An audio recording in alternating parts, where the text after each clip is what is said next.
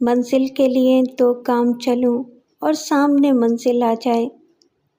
منزل تو ایک کام پر بھی مل سکتی ہے، مگر اس بات کی کیا ضمانت ہے کہ ایک قدم آگے بڑھنا ہمارے بس میں ہے؟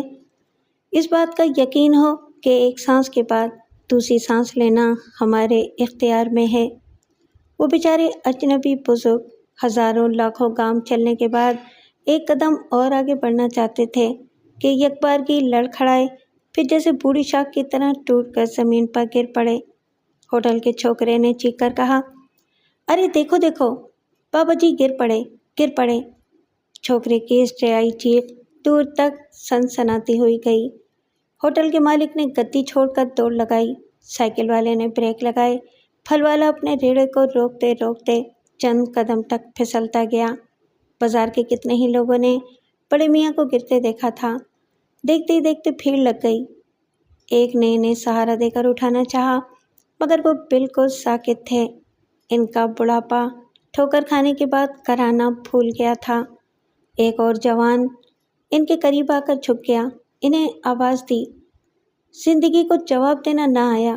ایک بزرگ سرہانے آ کر بیٹھ گئے، اوندھے منہ گرنے والے شخص کو سیدھا کرنے لگے۔ ایک نے کہا، پانی لاؤ۔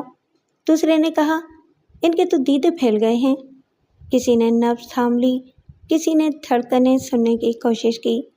جیسے ایک لمحے کے لیے سب نے سانسیں روک لیں، سب چپ ہو گئے۔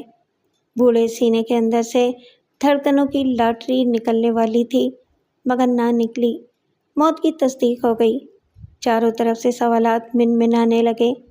کون ہے یہ؟ کیسے گر گئے؟ کیسے مر گئے؟ کہاں سے آ رہے تھے؟ کہاں جا رہے تھے؟ بھیڑ بڑھتی جا رہی تھی۔ کچھ لوگ دوسرے لوگوں کو لاش کے پاس سے ہٹا رہے تھے، سمجھا رہے تھے کہ بڑے میاں کو پہچاننے کے لیے ایک ایک کر کے آئیں اور جلدی جلدی گزرتے جائیں۔ ہوٹل کے مالک نے کہا، پہلے تھانے میں اطلاع دو۔ کسی نے مشورہ دیا، محلے کی مسجدوں سے اعلان کراؤ، کوئی تو ان کا جاننے والا نکل ہی آئے گا۔ کوئی بھی ہانڈی ہو حرارت سے پکتی ہے، کوئی بھی انسان ہو تجسس سے بھڑکتا ہے، اور یہ تجسس بازار کے ایک سرے سے دوسرے لوگوں تک بھڑکاتا جا رہا تھا کہ وہ ایک نظر بڑے میاں کو دیکھیں۔ شاید پہلے انہیں کہیں کسی کے ساتھ یا کسی کے گھر میں دیکھا ہو، اور پھر وہی تجسس کہ کون ہے یہ، کیسے گر گئے، کیسے مر گئے، کہاں سے آ رہے تھے، کہاں جا رہے تھے۔ مسجد کے لاؤڈ اسپیکر سے آواز گونجنے لگی، حضرات، ایک ضروری اعلان سماعت فرمائیں۔ ایک بزرگ جن کی عمر 70 اور 80 سال کے درمیان ہے، سفید کلی دار کرتا اور سفید تنگ پاجامہ پہنے ہوئے ہیں۔ سر کے اور داڑھی کے بال سفید ہیں، اسفنج کی چپل بھی سفید ہے۔ چلتے چلتے عالم بھائی کے ہوٹل کے سامنے گر پڑے اور گرتے ہی وفات پا گئے۔ انا للہ و انا الیہ راجعون۔ اگر کسی خاندان کے بزرگ لاپتہ ہوں یا کسی غرض سے بازار آئے ہوں تو ان کے عزیز و اقارب مسجد میں آ کر مرحوم کو ایک نظر دیکھ لیں۔ محلے کی تمام مساجد سے یہ اعلان بار بار ہونے لگا، پھر آس پاس کے علاقوں کی مسجدوں سے بھی یہی اطلاع نشر ہونے لگی۔ خیال تھا کہ مرحوم کسی دوسرے علاقے سے بھی تعلق رکھتے ہوں گے۔ پولیس والوں کے آ جانے سے بھیڑ چھٹ گئی تھی۔ تھانے دار یہ کہہ کر چلا گیا کہ مرحوم کے رشتہ دار آئیں گے تو ان کے بیانات لیے جائیں گے، پوسٹ مارٹم بھی ہو سکتا ہے، ڈاکٹری رپورٹ لازمی ہے، ہو سکتا ہے کہ موت طبعی نہ ہو۔ تھانے دار کی اس بات نے سنسنی پھیلا دی تھی کہ پوسٹ مارٹم لازمی ہے، ہو سکتا ہے کہ موت طبعی نہ ہو، یعنی اس موت کے پیچھے سازش بھی ہو سکتی ہے۔ اس شبے نے تجسس کو اور ہوا دی تھی۔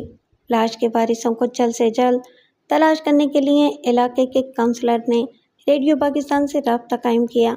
صبح 8 بجے اجنبی بزرگ کی موت واقع ہوئی تھی اور 3 گھنٹے بعد ریڈیو سے 11 بجے کی خبریں ہوئیں۔ اس کے بعد وقفے وقفے سے بڑے میاں کے حلیے کے ساتھ ان کی موت کی اطلاع نشر ہونے لگی۔ تقریباً 2 گھنٹے کے بعد یوں لگا جیسے کراچی شہر کے تمام بوڑھے اپنے گھروں سے لاپتہ ہوں اور ان کے جوان بیٹے بیٹیوں، بھائی بہنوں، داماد اور بہوؤں کا میلہ لگتا جا رہا ہو۔ جس مسجد کے صدر دروازے کے پاس لاش رکھی ہوئی تھی، اس کے آس پاس دور دور تک پان، سگریٹ، دہی بھلے اور چاٹ وغیرہ کی عارضی دکانیں کھل گئیں۔ جہاں عورتیں ہوتی ہیں وہاں بچے ہوتے ہیں، اور جہاں بچے ہوتے ہیں وہاں کھلونوں کا بازار بھی لگتا ہے۔ شہر میں پیاز فی سیر 12 روپے تھی، وہاں 11.5 روپے فی سیر فروخت ہونے لگی۔ گھر گھرستی میں 4 پیسے بچانے والی عورتوں نے ٹوٹ کر خریداری شروع کر دی۔ لاش کو محفوظ رکھنے کے لیے برف کی سلیں منگوائی گئیں۔ ہار پھول والے بھی وہاں پر پہنچ گئے۔ میری ماں، میری بہنوں، خالی دیدار نہ کرو، کچھ پھول چڑھاؤ، اگربتی جلاؤ، جانے کس خاندان کے محترم بزرگ ہیں، احتراماً پھولوں کا نذرانہ پیش کرو۔ کبھی احترام کے طور پر خریداری اور کبھی ضرورت کی خاطر خریداری، اور کبھی ضرورت نہ ہو تب بھی خریداری کی ترغیب دی جاتی ہے۔ یہ دیکھنے میں آیا ہے کہ جہاں کہیں انسانیت دم توڑتی ہے، وہاں تہذیب کے جنگل میں منگل بازار ضرور لگتا ہے۔ دوپہر 2 بجے تک مردوں اور عورتوں کی ساری توجہ بازار کی طرف ہو گئی۔ لاش کی طرف صرف وہی جانے لگے جو اپنے بچھڑے ہوئے کسی بوڑھے رشتہ دار کو ڈھونڈنے آئے تھے۔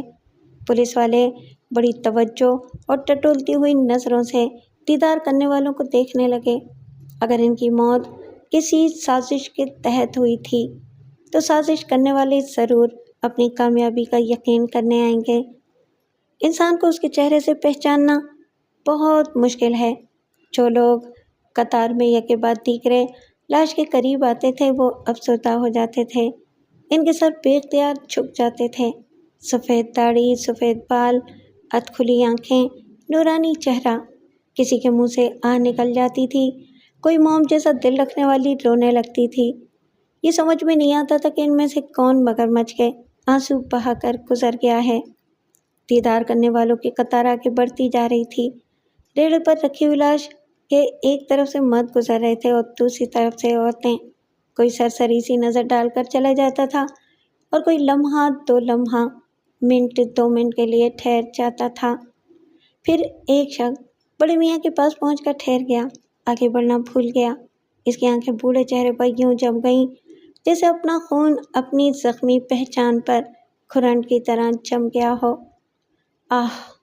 ابا میاں!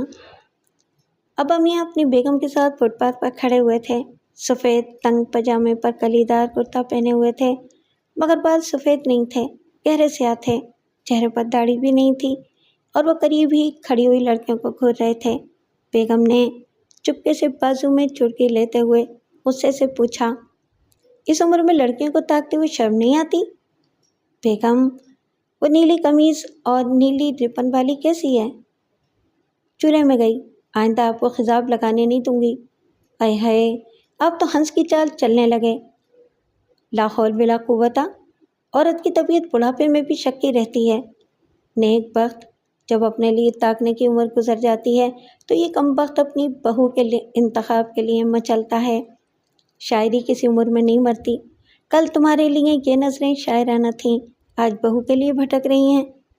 ہائے، وہی دراز قد ہو، گھنی زلفیں کمر سے نیچے جاتی ہوئی، اور یہ بڑی بڑی آنکھیں جیسے کاجل کے کٹوروں سے حیا کی صبح جاگ رہی ہو۔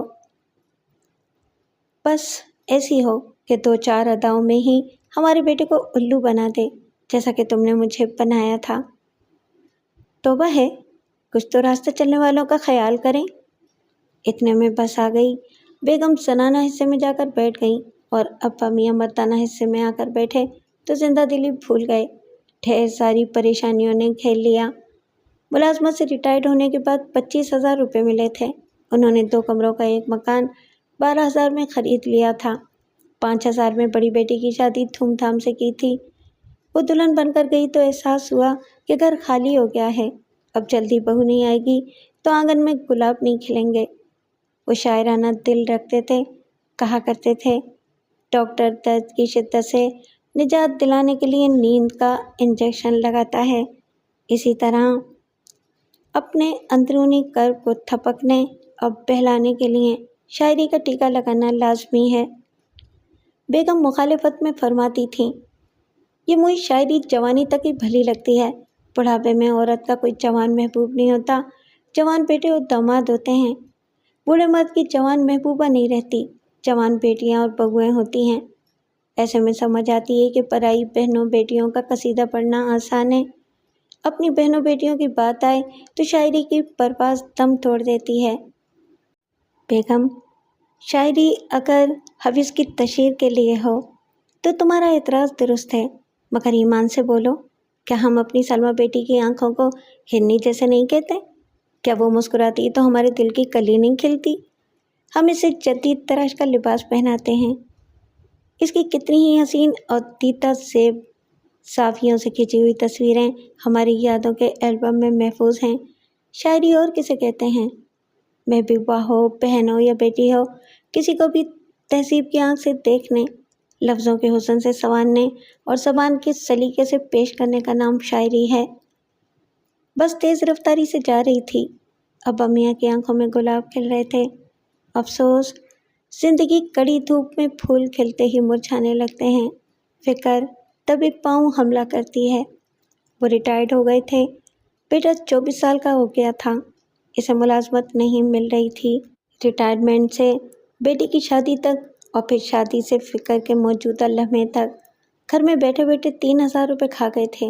اب بیگم پیچھے پڑ گئی تھی کہ بیٹے کو ملازمت نہیں ملتی نہ صحیح، ابھی 5,000 صندوق میں ہے، کوئی کاروبار کرا دو۔ 40 برس تک ملازمت کرنے والا، اپنی آدھی عمر تک جی حضور کہتے رہنے والا، کاروبار کے نشیب و فراز کو کیا جانے؟ وہ 5,000 ان کی آخری عمر کی آخری بچت تھی۔ ڈر لگتا تھا کہ کسی کاروبار میں نقصان ہو گیا تو کیا ہوگا؟ آخری پونجی ڈوب جائے گی تو سب ڈوب جائیں گے، گھر میں فاقے ہوں گے، اور اگر کاروبار نہ کیا، ڈوب جانے کے خیال سے سہمے رہے تو گھر میں بیٹھے بیٹھے وہ 5,000 بھی کھا جائیں گے۔ محمود آباد کے اسٹاپ پر اتر کر وہ بیگم کے ساتھ ہو لیے، اپنی گلی میں پہنچ کر بولے، یہ آخری پونجی میرے گلے میں ہڈی کی طرح اٹک گئی ہے، سمجھ میں نہیں آتا کہ کیا کروں، سوچ سوچ کے تھک گیا ہوں۔ سوچ سوچ کر ان 5,000 میں سے بھی 50 روپے خرچ ہو چکے ہیں۔ وہ چلتے چلتے رک گئے، بیگم کو گھور کر دیکھتے ہوئے پوچھا، تم نے اس صندوق کو ہاتھ کیوں لگایا؟ مجھ سے پوچھے بغیر 50 روپے کیوں نکالے؟ آئے ہائے، تو کیا راستے میں جھگڑا کریں گے؟ خود ہی تو اخراجات بڑھاتے ہیں، کیا یہ خضاب مفت کا آتا ہے؟ پیسے خرچ نہیں ہوتے؟ انہوں نے اپنے سر کو ہاتھ لگایا اور پھر جھٹک کر کہا، لا حول ولا قوت، ہم بڑھاپے میں جوانی نہیں خرید سکتے، بالوں کی سیاہی خرید کر خوش ہو جاتے ہیں۔ آئندہ خضاب نہیں لگاؤں گا میں، لیکن اس میں 50 روپے خرچ نہیں ہوتے۔ وہ آگے بڑھ گئے۔ بیگم نے کانپتے کانپتے ساتھ چلنے کی کوشش کرتے ہوئے کہا، ہم بہو پسند کرنے گئے تھے، میں نے سوچا تھا کہ پسند آئے گی تو لڑکی کے ہاتھ میں کم سے کم 21 روپے رکھنے ہوں گے، پسند نہیں آئی، روپے محفوظ رہے نا۔ اے میاں، بکرے کا باپ کب تک خیر منائے گا؟ کوئی تو لڑکی پسند آئے گی، پھر بہو بن کر آئے گی تو خرچ کتنا بڑھے گا؟ میں اتنی دیر سے یہی تو سمجھا رہی ہوں کہ خود اخراجات بڑھاتے ہیں، پہلے کمانے تو دیں بیٹے کو، پھر وہ اپنا بوجھ خود اٹھائے گا۔ انہوں نے یک با یک ہنستے ہوئے پوچھا، یہ بکرے کا باپ کیا ہوتا ہے بیگم؟ کہاوت میں تبدیلی نہیں کرنی چاہیے۔ آپ کی بات ہو رہی تھی، ایسے میں بکرے کی ماں کیسے کہہ دیتی؟ بات مرد کی ہو یا عورت کی، بکرے کی ماں ہی کہنا ہوگا، کیونکہ جانوروں کی شناخت بھی ماں سے ہوتی ہے، کیونکہ وہ پیدا ہوتے وقت ماں کے پاس پائے جاتے ہیں۔ صرف انسان ہی ایسا ہے جس کی شناخت باپ سے ہوتی ہے، انہوں نے فخر سے سینہ تان کر کہا، پھر اپنے مکان کے دروازے پر نظر پڑتے ہی ٹھٹک گئے۔ دروازے پر لگی ہوئی نیم پلیٹ پر لکھا ہوا تھا، عطاء الرحمن، نام کے نیچے مکان کا نمبر اور گلی کا نمبر درج تھا۔ انہوں نے ذرا قریب آ کر غور سے پڑھا، پھر بیگم سے پوچھا، یہ کس کا مکان ہے؟ توبہ ہے، کیا اپنا گھر ہی بھول گئے؟ جب یہ میرا گھر ہے تو میرے نام کی تختی ہونا چاہیے نا۔ بیٹا جوان ہو جائے تو باپ کا نام پیچھے چلا جاتا ہے، مگر باپ کا نام پیچھا کرتا ہے؟ میرے بغیر نہ بیٹے کی شناخت ہو سکتی ہے، نہ اس گھر کی، اور نہ ہی پورے خاندان کی۔ تمہارا نالائق بیٹا اس نیم پلیٹ پر عطاء الرحمن بل ضیاء الرحمن لکھوا دیتا تو بکرے کے باپ کی بھی شناخت ہو جاتی، نشاندہی ہو جاتی۔ توبہ ہے، عبور کا سنبھالتے ہوئے آگے بڑھی۔ ضیاء الرحمن نے ان سے آگے بڑھ کر دروازہ کھولنا چاہا، وہ اندر سے بند تھا۔ بیگم نے کنڈی کھٹکھٹانے کے لیے ہاتھ بڑھایا، وہ ہاتھ روک کر سرگوشی میں بولے، کچھ گڑبڑ ہے؟ کیسی گڑبڑ؟ لڑکا جوان ہے، دروازہ اندر سے بند ہے۔ یہ آنگن کا دروازہ ہے، अंदर से तो बंद ही रहेगा। बेगम, लड़की जवानों तो ताकीद करते हैं कि दरवाज़ा अंदर से बंद रखो, मगर जवान लड़का दरवाज़ा बंद रखे तो भाई हम भी तो जवान रह चुके हैं। सामने वाला दरवाज़ा बंद करके पीछे वाली खिड़की से इश्क करते थे। मेरा बच्चा ऐसा नहीं है। हमारी अम्मा जान का भी यही दावा था। तुम यहीं ठहरो, दरवाजे पर दस्तक न देना, मैं अभी आता हूँ। वो मकान के पिछले हिस्से की तरफ जाने लगे। अगले हिस्से में आंगन की 3 तरफा दीवारें थीं। इसके बाद 2 कमरे थे। इन कमरों के पीछे एक तंग सी गली थी। गली की दूसरी तरफ जो मकान था, उसके दरवाजे पर एक चांद सा चेहरा नजर आया। लड़की बहुत ही मासूम सी प्यारी प्यारी सी थी। ग्वाले से दूध ले रही थी, लेकिन इसकी नजरें सामने वाले मकान की तरफ भटक रही थीं। यकीनन खिड़की की तरफ देख रही थी। ज़ियाउर रहमान को अंदाज़ा था कि साहबजादे खिड़की की सलाखों से लगे खड़े होंगे। दूध वाला चला गया। लड़की दूध का बर्तन हाथ में लिए खड़ी रही। वो जाना चाहती थी, मगर जाते जाते यूँ रुक गई थी जैसे खिड़की से कोई इशारा मिला हो। वो उधर सवालिया नज़रों से देख रही थी। इसकी मासूमियत बता रही थी कि वो इशारे नहीं समझती है, अभी इस काबिल नहीं हुई है। फिर कोई चीज़ खिड़की से निकलकर बीच गली में गिर पड़ी। ज़ियाउर रहमान अपने मकान की दीवार से लगे खड़े थे। आगे बढ़ते तो लड़की की नज़रों में आ जाते। उन्होंने आंखें फाड़ फाड़ कर देखा। गली के बीचों बीच कागज़ का एक छोटा सा गोला पड़ा हुआ था। यकीनन मोहब्बतनामा था। छोटे से पत्थर पर लपेट कर फेंका गया था, मगर फेंकने वाला अनाड़ी था या चूक गया था। लड़की दहलीज पार करके इसे उठाने के लिए गली में नहीं आ सकती थी। वो मोहब्बतनामा एक धमकी बन गया था कि इसे उठाया ना गया तो जाने मोहब्बत को रुसवा कर देगा। वो घबरा रही थी, दहलीज पार करना चाहती थी मगर हिचकिचा रही थी। औरत मोहब्बत की इंतहा में जान से गुजर जाती है, पर मोहब्बत की इब्तिदा में शर्म से एक कदम नहीं चलती। शायद इसीलिए इब्तिदा में उसके लिए डोली लाई जाती है। इसने हिम्मत की। इसका एक गोरा गोरा पाँव दहलीज के पार आया। फिर वो सहम कर पीछे चली गई। कोई गली में गुनगुनाता हुआ आ रहा था। अभी वो दूर था, मगर करीब आ सकता था। कागज़ के छोटे से गोले को उठा सकता था। होने वाली बहू को बदनाम कर सकता था। वो तड़प कर आगे बढ़े और बीच गली में आ गए। इसके साथ ही एक तरफ धड़ाके से दरवाज़ा बंद हो गया और दूसरी तरफ खिड़की। उन्होंने पलटकर दूर आने वाले को देखा। वो गुनगुनाता हुआ ज़रा फासले पर एक मकान में दाखिल हो गया। खतरा टल गया था। गली वीरान हो गई। वो टहलने के अंदाज में आहिस्ता आहिस्ता चलते हुए कागज़ के गोले के पास आए। मोहतात नज़रों से गली के दोनों सिरों को देखा और फिर झुककर उसे उठा लिया। गोला भारी था, यकीनन पत्थर वज़नी था। मोहब्बत का वज़न होता ही इतना है।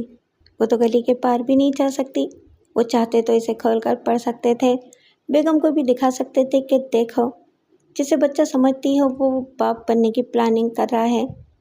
वो बहुत कुछ कह सकते थे, बहुत कुछ कर सकते थे, मगर वो गोले को मुट्ठी में दबाए खड़े रहे, जैसे आदमी की शर्म पाँव जमाए रहती है और खिड़कियों दरवाज़ों को बेपर्दा नहीं होने देती। वो तज़ब्ज़ुब में रहे कि क्या करें। वो मोहब्बतनामा बेटे और बहू की अमानत था। इसे खोलकर पढ़ नहीं सकते थे। कमबख्त बेटा बुज़दिल निकला। खिड़की बंद कर ली। बहू दरवाजे के पीछे छुप गई थी। इस बेचारी को इल्ज़ाम नहीं दिया जा सकता था। इस वीरान गली में वो मुंतज़िर रहे, कभी खिड़की की तरफ और कभी दरवाजे की तरफ देखते रहे। 1 मिनट गुजर गया, जैसे 1 सदी गुजर गई हो। दूसरे मिनट पर हल्की सी चूं चरां की आवाज़ सुनाई दी। दरवाज़ा बड़ी ही राजदारी से खुल रहा था। वो छुपकर गली का जायज़ा लेना चाहती थी, मगर हवा से धानी आंचल लहरा गया। इससे पहले कि वो आंचल को समेटकर दरवाजे से सर निकाल कर देखती, ज़ियाउर रहमान ने ताक कर गोला मारा। फिर इतना ही देखा कि दरवाजे के अंदर अमानत पहुंच गई है। इसके बाद वो तेज़ी से चलते हुए अपने मकान के अगले हिस्से की तरफ जाने लगे। अपने दरवाजे तक पहुंचते पहुंचते सांसें फूलने लगीं। उन्होंने जवानी में इश्क किया था, मगर यूं दुम दबाकर कभी नहीं भागे थे। ये सोचकर भागना पड़ा कि पता नहीं बेटे ने कहाँ डोट डाली है کہیں یہ بات لڑکی کے مزاج کے خلاف ہوئی تو لینے کے دینے پڑ جائیں گے۔ آنگن کا دروازہ کھل چکا تھا۔ اندر سے بیگم کی آواز سنائی تھی۔ وہ بیٹے سے کہہ رہی تھی، ارے عطا، تو ابھی تک یہیں کھڑا ہوا ہے؟ میں نے کہا نا، تیرے ابا میاں پچھلی گلی میں گئے ہیں، بلا کر لے آ۔ انہوں نے آنگن میں آ کر کہا، بیگم، چور کبھی تھانے دار کو بلانے نہیں جاتا۔ عطا نے سر جھکا لیا، باپ سے نظریں چراتے ہوئے دوسری طرف دیکھنے لگا۔ باپ نے کہا، ماں باپ کو فیلڈنگ کے لیے ادھر بھیج دیا اور ادھر بالنگ کر رہے ہو؟ کیا باؤلر ایسے ہوتے ہیں؟ کاغذ کا گولا بھی نہ پھینک سکیں، اگر کسی کے ہاتھ لگ جاتا تو؟ ادھر کیا دیکھ رہے ہو؟ ادھر دیکھو۔ بغیر سوچے سمجھے فوراً بتاؤ نام کیا ہے اس کا؟ وہ بے اختیار بول پڑا، نچو۔ پھر وہ چونک گیا، بوکھلا کر ایک قدم پیچھے گیا، ہچکچاتے ہوئے کہنے لگا، جی آپ کیا کہہ رہے ہیں؟ میں کچھ سمجھا نہیں۔ بیگم نے پوچھا، کچھ مجھے بھی سمجھائیں، باپ بیٹی کی باتیں پلے نہیں پڑ رہی ہیں۔ انہوں نے اپنے صاف ستھرے آنگن کو دیکھا۔ آنگن کی دیواروں کے پاس مختلف پھولوں کے پودے لگے ہوئے تھے، ان میں گلاب کے زیادہ تھے۔ انہوں نے ایک گہری سانس لی اور پھر کہا، ہمارے گھر کے پیچھے والے مکان میں شاید نئے لوگ آئے ہیں، ان کے آنگن میں گلاب کی ایک کلی ہے، اور میں جس کا ذکر کر رہا ہوں اس کا نام نچو ہے۔ تم اسے دیکھو گی تو آنچل پھیلا کے مانگنے بیٹھ جاؤ گی۔ جاؤ، ذرا میں بھی تو دیکھوں تمہیں مانگنے کا سلیقہ آتا ہے یا نہیں۔ بیگم نے کچھ سمجھا، کچھ اور سمجھنا چاہتی تھیں، لیکن بیٹے کو مسکراتے شرماتے دیکھ کر بے اختیار مسکرانے لگی۔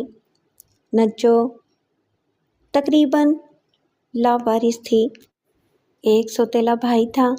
بھابھی کو اپنے بچوں کے مستقبل کی فکر تھی۔ وہ لوگ سوتیلے بوجھ کو کہیں بھی اتار پھینکنا چاہتے تھے۔ عطا کے لیے بات آئی تو فوراً راضی ہو گئے۔ بھابھی نے کہا، ہم لڑکی کو جہیز میں ایک دن کا بھی نہیں دے سکیں گے، ایک ریشمی اور ایک سوتی جوڑے میں نکاح پڑھوا دیں گے۔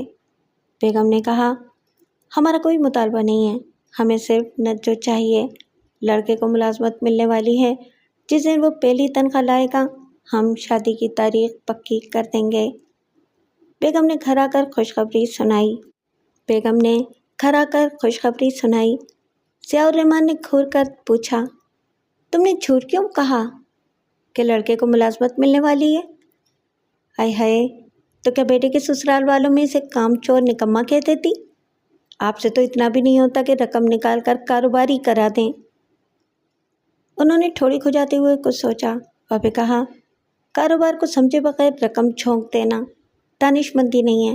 عطا کو سب سے پہلے کسی دکان میں سیلز مین کا کام کرنا چاہیے، وہیں سے تجربات حاصل ہوں گے، یہ معلومات حاصل ہوں گی کہ مال کہاں سے خریدا جاتا ہے، دکان تک مال پہنچانے میں مال کی قیمت کتنی فیصد بڑھ جاتی ہے، پھر اس مال کو کتنے منافع پر فروخت کرنا چاہیے، اور فروخت کرنے کے لیے کس طرح گاہکوں کی نفسیات کو سمجھنا چاہیے۔ ہمارا بیٹا جب تک مکمل معلومات اور کچھ تجربات حاصل نہیں کرے گا، میں صندوق سے رقم نہیں نکالوں گا۔ انہیں بہو لانے کی جلدی تھی۔ عطا بھی اپنی ہونے والی پر مر مٹا تھا۔ جب قربانی کا جذبہ تڑپاتا ہے تو آدمی سر سے کفن باندھ کر نکل پڑتا ہے، اور جب عورت کی محبت جوش مارتی ہے تو مرد خالہ سے پنجہ لڑانے کے لیے لنگوٹ باندھ کر اکھاڑے میں اتر جاتا ہے۔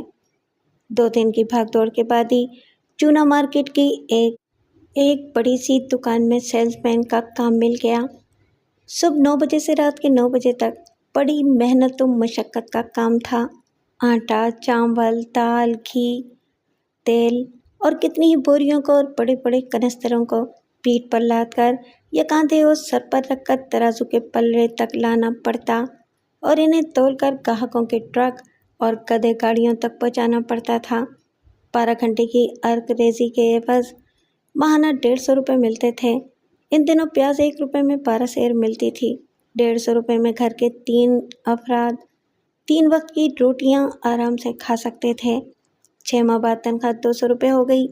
عید بقرعید میں نئے جوڑے سلوانے کی فکروں سے نجات مل گئی۔ 1 سال بعد ماہانہ 250 روپے ملنے لگے تو بہو لانے کے انتظامات شروع ہو گئے۔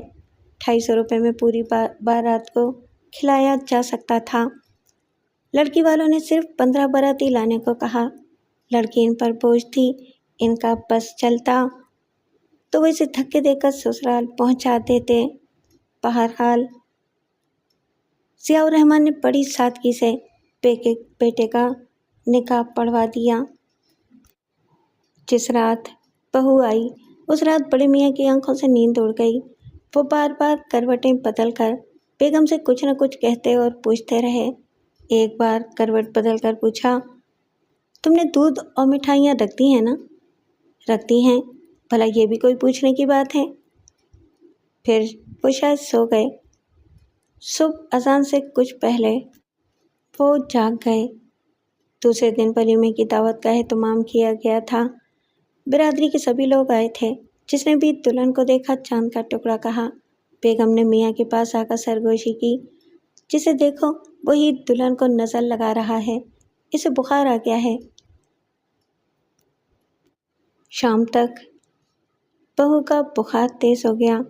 ڈاکٹر نے آ کر معائنہ کیا، دوائیں دیں اور رات 10 بجے تک بخار تو اتر گیا، لیکن اس کے پیچھے پڑ گیا تھا، پتہ نہیں کیسے چڑھتا اترتا تھا۔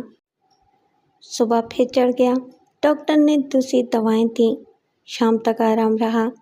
اس کے بعد بخار نے پھر آدھ دبوچا۔ آدھی رات کو میاں نے کہا، بیگم اٹھو، ذرا بہو کا حال معلوم کرو۔ میرا دماغ خراب ہوا ہے کہ اتنی رات کو بہو بیٹے کے دروازے پر دستک دوں۔ بیمار کا حال کسی وقت بھی پوچھا جا سکتا ہے۔ آپ چپ چاپ سو جائیں، میرا بیٹا اس کے ساتھ ہے، دن رات اس کا خیال رکھتا ہے۔ وہ منہ پھیر کر سو گئے۔ دوسری صبح بخار نے پیچھا چھوڑ دیا۔ دلہن گھر میں چلتی پھرتی نظر آئی۔ وہ کمرے میں ہوتی تو کمرہ روشن سا لگتا۔ اپنی بیٹی سلمیٰ سسرال جانے کے بعد گھر ویران کر گئی تھی۔ بہو نے آ کر وہ کمی پوری کر دی۔ ان کی بوڑھی آنکھوں میں دنیا جہاں کے نظارے بھر دیے۔ ایک صبح وہ ناشتہ لے کر آئی، ان کے پاس بیٹھ کر بڑے پیار سے بولی، ابا میاں، آج سے صبح کا ناشتہ آپ کے ساتھ کیا کروں گی، دوپہر کا کھانا امی کے ساتھ اور رات کا کھانا ان کے ساتھ، کیوں ٹھیک ہے نا؟ ہمارا بیٹا شکایت کرے گا کہ تم نے اس کے حصے کی محبت ہم میں تقسیم کر دی ہے؟ سوال ہی پیدا نہیں ہوتا۔ آپ کے صاحبزادے اتنی صبح ڈیوٹی پر جاتے ہیں کہ اتنی صبح میں ناشتہ نہیں کر سکتی، اس لیے آپ کے ساتھ کر لیا کروں گی۔ وہ رات کو آتے ہیں، اس لیے دوپہر کو امی کا ساتھ دوں گی۔ یہ اچھا طریقہ ہے۔ روز میرے ساتھ تھوڑا وقت گزارو گی تو اس گھر کے متعلق میرا نقطۂ نظر سمجھ میں آ جائے گا۔ دوپہر کو بیگم کے ساتھ رہو گی تو ساس کے مزاج کو سمجھتی رہو گی۔ کوئی بات ہو، کوئی حقیقت ہو، قریب سے قریب تر آنے سے ہی سمجھ میں آتی ہے۔ دوسرے دن ناشتے کے دوران بہو نے کہا، ابا میاں، وہ کہہ رہے تھے کہ آخر کب تک ملازمت کرتے رہیں گے؟ ایک تو تنخواہ نہیں پڑ رہی ہے، دوسری صبح سے رات گئے تک محنت کرنا پڑتی ہے۔ اپنے کاروبار کی تو بات ہی کچھ اور ہوتی ہے۔ انہوں نے بہو کو گہری نظروں سے دیکھا۔ وہ نظریں چراتے ہوئے سر کا آنچل درست کرنے لگی۔ انہوں نے ذرا جھک کر سرگوشی میں پوچھا، سچ بتاؤ، یہ کس کا آئیڈیا ہے کہ میری صندوق سے رقم نکلوانا چاہیے؟ وہ ہچکچاتے ہوئے بولی، یہ آپ کیا کہہ رہے ہیں؟ مجھے تو کسی نے نہیں سکھایا ہے۔ انہوں نے محبت سے پچکارتے ہوئے کہا، دیکھو بیٹا، ایک سکھانا وہ ہوتا ہے جس سے گھر بگڑتا ہے، ایک سکھانا وہ ہوتا ہے جس سے گھر بنتا ہے۔ تمہیں تو اس گھر کی اور ہم سب کی بہتری کے لیے سکھایا گیا ہے کہ خواہ مخواہ پڑی ہوئی رقم کاروبار میں لگے گی تو منافع لے کر آئے گی، ہمارے دن پھر جائیں گے۔ بہو نے فوراً خوش ہو کر ہاں ہاں کے انداز میں سر ہلایا اور بولی، جی ہاں۔ پہلے انہوں نے سمجھایا، پھر امی نے یقین دلایا کہ میں آپ سے کہوں گی تو آپ کاروبار میں رقم لگانے کے لیے تیار ہو جائیں گے۔ انہوں نے چٹکی بجا کر کہا، پکڑ لیا نا سازش کرنے والوں کو اور بہکانے والوں کو؟ وہ جلدی سے بولی، نہیں نہیں، مجھے کسی نے بہکایا نہیں ہے، میں نادان نہیں ہوں۔ بے شک نادان نہیں ہوں، اس لیے میری باتیں سمجھ میں آ جائیں گی۔ دیکھو بیٹے، تمہارے مجازی خدا نے ابھی صرف آٹے دال کی دکان میں کام کیا ہے۔ کاروبار بہتے ہوئے تجربات کا نام ہے۔ ایک ہی جگہ رہنے سے آدمی کو کبھی آٹے دال کا بھاؤ معلوم نہیں ہوتا۔ اس کاروبار سے بہتر اور زیادہ منافع بخش कोई दूसरा कारोबार हो सकता है? तजुर्बात में आगे बढ़ते रहने से ही मालूम होता है कि किस कारोबार में निस्बतन आसानी है, ज़्यादा ज़हनी परेशानी नहीं है और मुनाफा ज़्यादा है। आराम करने का भी वक्त मिलता है। अपने शौहर से कहो कि आदमी तालीम हासिल करे तो मुकम्मल, तजुर्बा हासिल करे तो मुकम्मल, वरना नीम हकीम खतरा जान और नीम मुल्ला खतरा ईमा होते हैं। आप दुरुस्त कह रहे हैं। तुम ज़हीन हो। ये बताओ, किसी एक कारोबार के अधूरे तजुर्बे में आखिरी पूंजी को झोंक देना दानिशमंदी है? नहीं अब्बा मियाँ, ये नुकसान उठाने वाली बात है। शाबाश, तुमने मेरा दिल जीत लिया। तुम जब भी जहानत से खूब सोच समझ कर मांगोगी तो मैं वो रकम तुम्हारे हाथ पर रख दूंगा। रात को अता ने सरगोशी में पूछा, क्या हुआ? होना क्या है?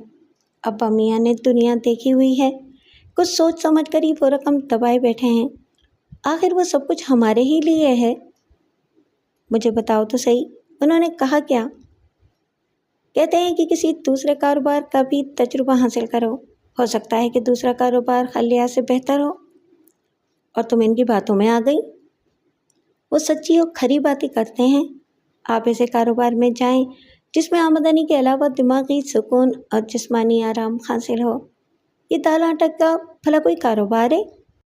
सुबह जाते हैं, रात को 10-11 बजे आते हैं। सिर्फ इतवार को दिन के वक्त आपकी सूरत दिखाई देती है। अता ने अपने घुटने पर हाथ मार कर कहा, समझ गया। अब्बा मियाँ ने तुम्हें उल्लू बना दिया और तुम बन गई? अरे इतना तो कहा होता कि मैं एक के बाद दूसरा तजुर्बा करता रहूँगा तो ज़िंदगी गुजर जाएगी। इनकी तरह मैं भी बूढ़ा हो जाऊँगा। इस उम्र में मैं भी आखिरी पूंजी को संदूक में दबाए रखूँगा। डरता रहूँगा कि इस रकम को किसी काम में लगाया तो कहीं नुकसान ना हो जाए। अगली सुबह बहू ने हंसते हुए पूछा, अच्छा अब्बा मियाँ, माँ बाप की आखिरी पूंजी औलाद होती है? उन्होंने हंसते हुए पूछा, अच्छा तो ये डायलॉग तुम्हें अता ने सिखाए हैं? जी हाँ, बात गलत तो नहीं है। औलाद ख़ुद को अहल साबित कर दे तो गलत नहीं है। ख़ुद को अहल साबित करने की कसौटी क्या है? मैं कह चुका हूँ कि कारोबारी तजुर्बात ज़्यादा से ज़्यादा हासिल करने चाहिए। इस तरह उम्र गुजर जाएगी, वो भी बूढ़े हो जाएंगे। मैं वादा करता हूँ, अगर अता ने 2 साल के अंदर खुद को अहल साबित कर दिया तो मैं तमाम रकम इसे सौंप दूंगा। इस वादे के बाद सब कुछ चुप लग गई। बड़े मियाँ की ज़बान पर भरोसा करना पड़ा। भरोसा न करते तो इनका क्या बिगाड़ लेते। अता ने पहली मुलाजमत छोड़ दी। वो 10 जमात पास था, बड़ा मेहनती था, जिस्मानी मशक्क़त का आदी था, हिसाब किताब में पुख्ता था। थोक व्यापार के बड़े बड़े महाजन इसे 500 रुपये माहाना देने को तैयार थे, लेकिन इसने एक बहुत बड़े जनरल स्टोर में 350 रुपये माहवार पर मुलाजमत कर ली ताकि दूसरे कारोबार का भी तजुर्बा हो सके और अब्बा मियाँ की कसौटी पर पूरा उतर सके। इन्हीं दिनों दुल्हन के पाँव भारी हो गए। बड़े मियाँ को आंगन में गुलाबी गुलाब खिलते हुए दिखाई देने लगे। एक रोज़ इनकी सलमा बेटी अपने मियाँ अब्दुर्रहमान के साथ मिलने आई।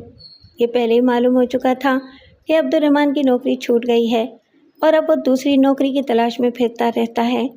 ज़िया-उर-रहमान ने इन्हें बड़ी मोहब्बत से बिठाया, ज़िंदगी के नशेब व फराज को समझाते हुए तसल्ली दी, हौसला दिया।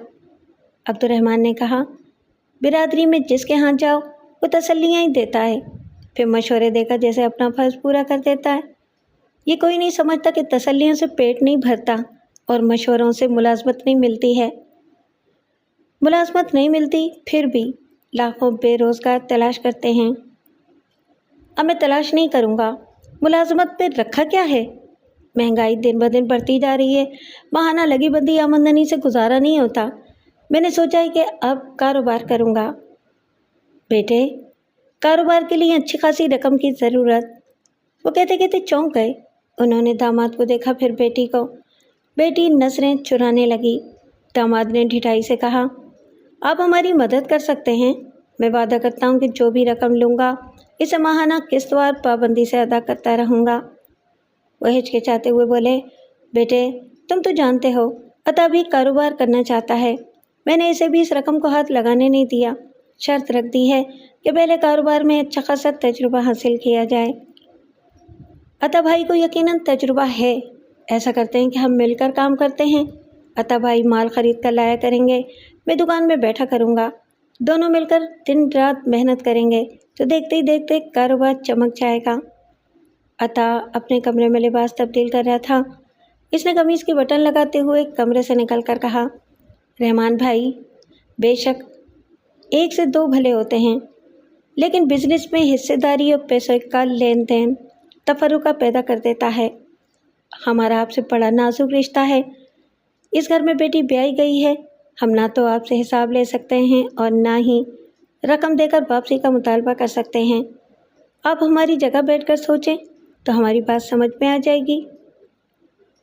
मैं समझ गया, मुझ पर एतमाद नहीं है। दामाद काबिले एतमाद समझे ही कब जाते हैं। ठीक है कि हम घर से किसी की बेटी ले जाते हैं, घर लूट कर तो नहीं ले जाते। शादी के बाद मैंने इस घर से 1 दिन का भी लिया हो तो बताएं। ज़ियाउर रहमान ने इसके शाने को थपकते हुए कहा, बेटे, बात एतमाद की नहीं है, बल्कि वो एक झटके से उठकर खड़ा हो गया। सलमा को देखते हुए बोला, मैं जानता था तुम्हारे यहाँ आऊँगा तो मेरा यही मान होगा। अब तुम अपनों में रहो, मैं जा रहा हूँ। वो सलाम दुआ किए बगैर जाने लगा। सास ससुर ने मोहब्बत से आवाज़ दी, रुकने की इल्तिजा की। ससुर आगे बढ़े मगर वो तेज़ी से चलता हुआ आंगन से बाहर चला गया था। इसके जाने के बाद सलमा ने रोते हुए कहा, ये कई दिनों से मुझे मजबूर कर रहे थे और मैं इन्हें समझाती आ रही हूँ कि अब्बा मियाँ जो रकम बेटे को नहीं दे रहे हैं, हमें कैसे दे सकते हैं। लेकिन वो बेरोज़गारी से बहुत परेशान है, किसी की बात इनकी समझ में नहीं आती है।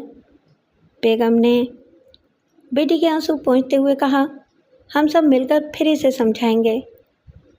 फसूल है, वो चिड़चिड़े हो गए हैं, उल्टी सीधी बातें करने लगते हैं।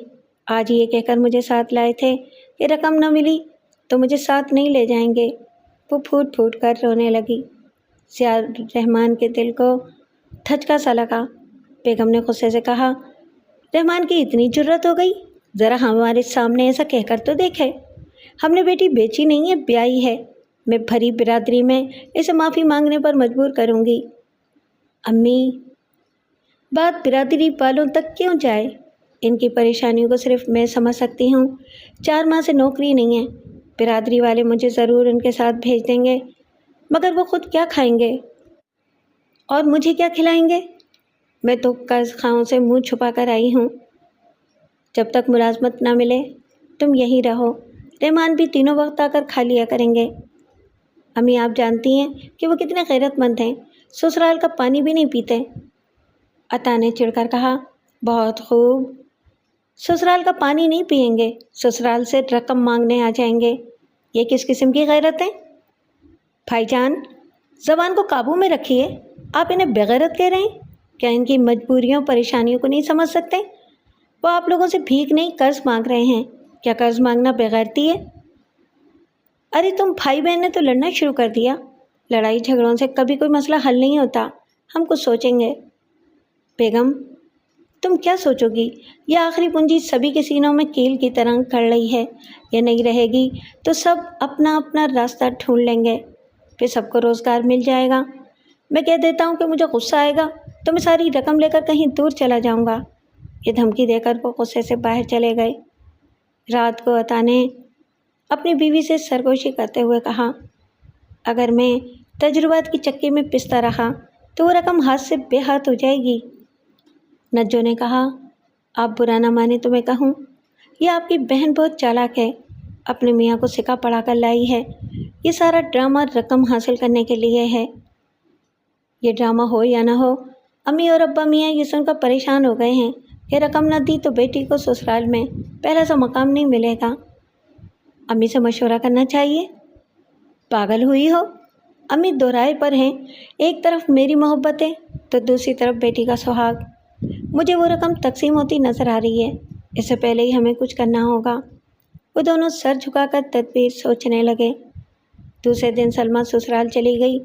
जाने से पहले अब्बा मियाँ से तन्हाई में खूब बातें की थीं।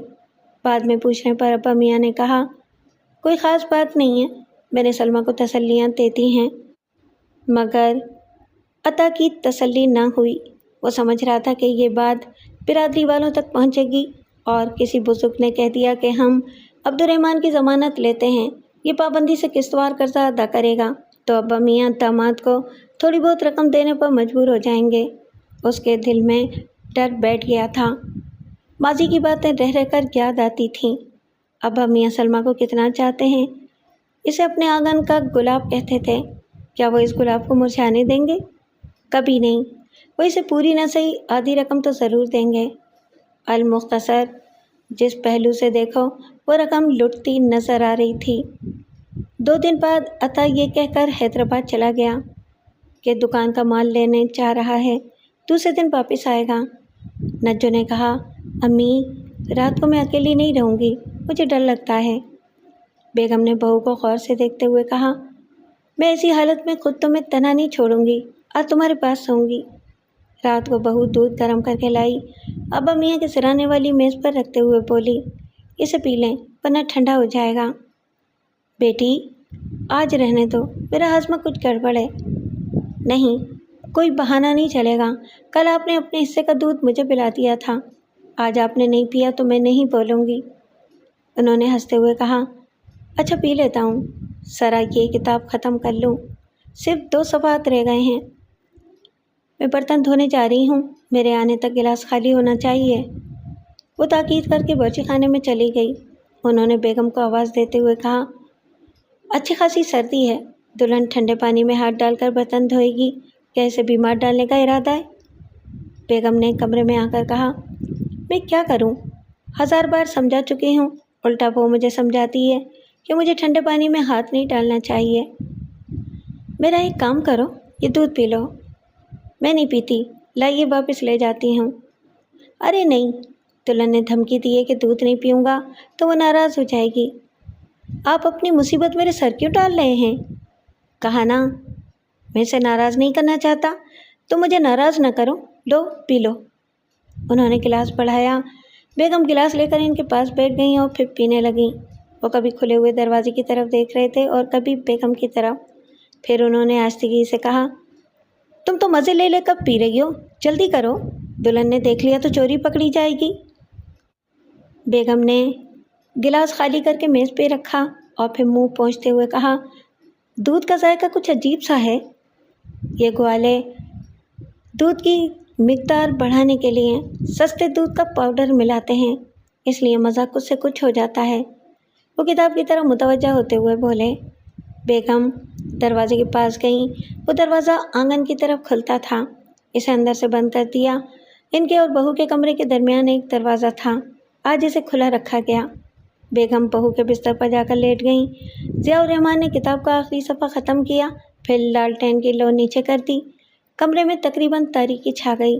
वो बिस्तर पर लेट गए, आंखें बंद करके सोने की कोशिश करने लगे।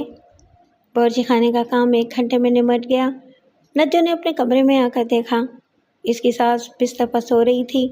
फिर वो दरमियानी दरवाजे तक आई। वहाँ नीम तारीके में बड़े मियाँ साफ तौर से नज़र आए, मगर इत्मीनान हो गया कि वो सो रहे हैं। दूध का खाली गिलास इनकी नींद का यकीन दिला रहा था। वो अपने कमरे में आई, फिर आंगन में खुलने वाले दरवाजे पर खड़ी हो गई। अंधेरे में दूर दूर तक देखने लगी। बड़े मियाँ सोने के दौरान ज़ोर ज़ोर से खर्राटे लेते थे। पिछली गली से गुजरने वाले खर्राटों की आवाज़ सुन सकते थे। वो गहरी नींद सोने के आदी थे, मगर ज़रा सी आहट पर आंख खुल जाती थी। जाने कितनी रात गुजर गई थी। इन्हें नींद की हालत में कुछ महसूस हुआ। इनका तकिया एक तरफ से ज़रा उठ रहा था। उन्होंने फिर भी आंख नहीं खोली। सोचा बेगम किसी काम से आई होंगी। दिमाग नींद की हालत में होता है, लेकिन जान जाने का या आखिरी पूंजी के लुट जाने का धड़का नींद में भी लगा रहता है। अचानक कहीं से चौंका देने वाली हिस्स ने दिमाग में सरगोशी की। तकिया भी एक तरफ से उठ रहा था, फिर दुबक गया। तकिए के नीचे संदूक की चाबी रहती है।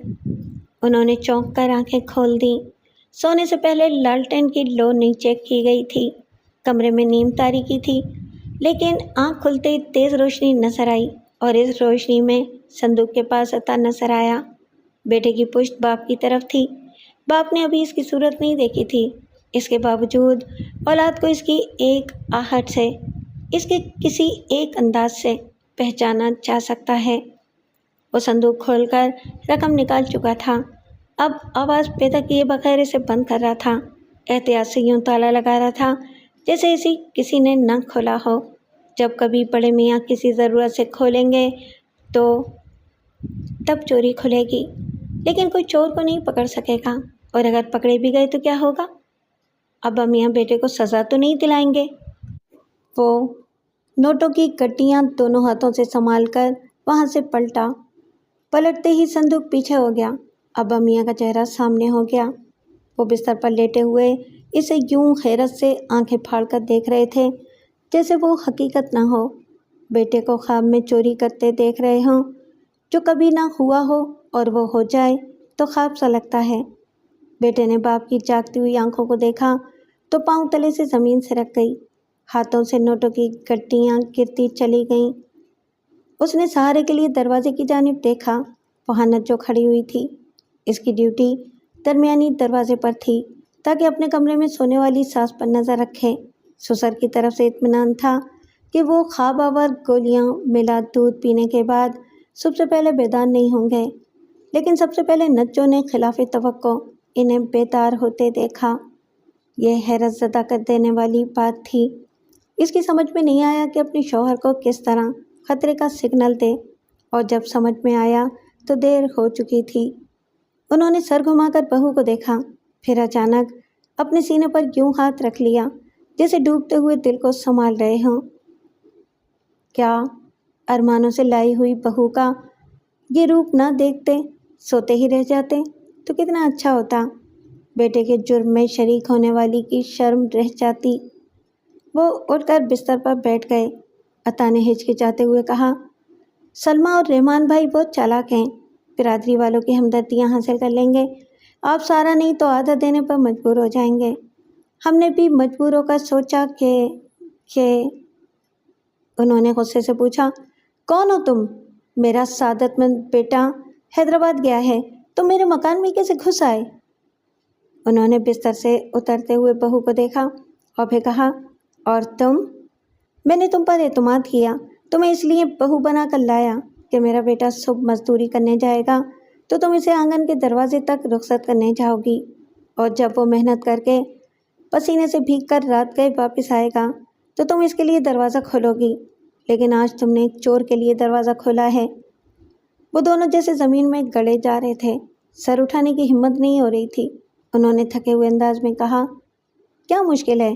بیٹے پر اعتماد نہ کریں، بہو پر اعتماد نہ کریں، پھر ہم بوڑھے کہاں جائیں؟ نجو نے ہچکچاتے ہوئے ندامت سے کہا، ہم مجرم ہیں، ہم سے بڑی بھول ہوئی ہے، آپ ہمیں سزا دیں، نہیں تو ہم پر ضمیر کی مار پڑے گی۔ کوئی مار نہیں پڑے گی، عطا نے کہا، یہ جرم نہیں ہے، کبھی کبھی چوری بھی نیک نیتی سے کی جاتی ہے۔ انہوں نے گھور کر پوچھا، چوری اور نیک نیتی؟ کیا سخی لٹیرے بن گئے ہو؟ میری پونجی لوٹ کر محتاجوں میں تقسیم کرنے لے جا رہے ہو؟ کبھی کبھی اپنوں کو لوٹ کر اپنے گھر کو تباہی سے بچایا جاتا ہے۔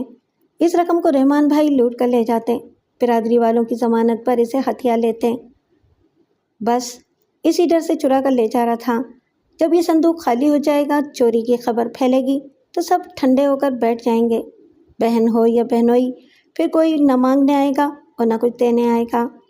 ضیاء الرحمن توجہ سے سن رہے تھے اور کچھ سوچ رہے تھے، پھر انہوں نے ہاتھ اٹھا کر اسے مزید کچھ کہنے سے روکا اور کہا، تمہاری ایک بات سمجھ میں آ گئی ہے، اور وہ یہ کہ تم نہ چراتے تو کوئی اور چرا لیتا۔ تعجب ہے، میں صندوق میں تالا لگا کر مطمئن ہو گیا تھا، جیسے میرا گھر ایک مضبوط قلعہ ہو۔ خوش فہمی میں مبتلا ہو گیا تھا کہ گھر کے چراغ سے گھر کو آگ نہیں لگ سکتی۔ انہوں نے بہو کے کمرے کی جانب دیکھ کر پوچھا، کیا تمہاری امی بھی اس نیک کام میں شریک رہی ہیں؟ جی نہیں، وہ کچھ نہیں جانتی ہیں۔ تو پھر وہ کہاں ہیں؟ مجھ سے منہ کیوں چھپا رہی ہیں؟ نجو نے کہا کہ وہ سو رہی ہیں۔ تعجب ہے، اتنی گہری نیند تو نہیں سوتی ہیں، ذرا سی آہٹ پر اٹھ جاتی ہیں۔ ہم اتنی اونچی آواز میں باتیں کر رہے ہیں کہ آج کانوں میں روئی ٹھونس لی ہے؟ جاؤ انہیں اٹھاؤ۔ نجو دوسرے کمرے میں گئی، پہلے دور سے پکارا، پھر قریب آ کر آواز دی، اس کے بعد بازو پکڑ کر ہلایا۔ امی اٹھیے، ابا میاں بلا رہے ہیں۔ وہ سمجھ رہی تھی کہ بڑے میاں کے حصے کا دودھ بڑی بی نے پی لیا ہے، وہ آسانی سے نہیں اٹھیں گی۔ اس وقت تک بڑے میاں کمرے میں آ گئے تھے۔ انہوں نے حیرانی سے پوچھا، یہ کیسے ہو سکتا ہے؟ یہ تو ایک آواز پر اٹھ جاتی ہیں۔ وہ تیزی سے بیگم کے پاس آنے لگے۔ نجو گھبرا کر عطا کے پاس درمیانی دروازے کے قریب آئی، آہستگی سے بولی، ابا میاں کو بتا دیجیے دودھ میں کیا تھا۔ چپ رہو، ہو سکتا ہے کہ ابا میاں کے جھنجھوڑنے سے ان کی آنکھ کھل جائے۔ ادھر جھنجھوڑنے سے بھی آنکھ نہ کھلی۔ انہوں نے پریشان ہو کر بیگم کی نبض تھام لی۔ چند ساعتوں کے بعد چیخ کر بولے، عطا جلدی آؤ، مجھے نبض نہیں مل رہی ہے، شاید تمہیں مل جائے۔ وہ دوڑتا ہوا آیا، پھر ماں کی کلائی تھام کر نبض ڈھونڈنے لگا۔ جو چیز ہو وہی ڈھونڈنے سے ملتی ہے، جو ڈوب جائے وہ نہیں ملتی۔ نبض ڈوب گئی تھی۔ بیٹے نے لرز کر ماں کی صورت دیکھی، پھر سینے پر سر رکھ کر دھڑکنوں کو سننے کی کوشش کی۔ چند لمحوں کے بعد ہی وہ امی کہہ کر چیخ مارتا ہوا ان سے لپٹ گیا۔ نجو نے پہلے تو سکتے کی حالت میں دیدے پھیلا کر دیکھا، پھر احساس جرم سے تھر تھرانے لگی۔ دونوں ہاتھوں کو نہیں نہیں کے انداز میں ہلاتے ہوئے دیوار سے لگ کر کہنے لگی، نہیں نہیں، میرا کوئی قصور نہیں ہے۔